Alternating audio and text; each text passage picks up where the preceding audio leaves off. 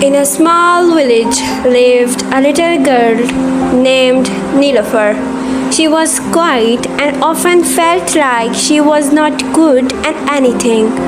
While other kids played and laughed, Neelofar would sit alone with her notebook, unsure of what to write. One night, as she lay asleep in her cozy bed, a soft blue glow appeared near her pillow. Suddenly, she found herself floating in a dreamy sky full of stars. A magical book with glowing golden edges floated toward her.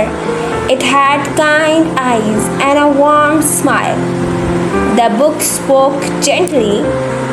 There is a light inside you, Neelofar. You are special.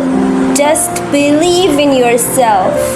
In that dream world, Neelofar smiled and began to paint with glowing colors, sing with birds, and write beautiful stories in the air.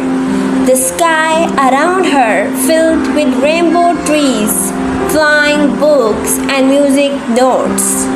When Neelofar woke up the next morning, she felt very happy and strong.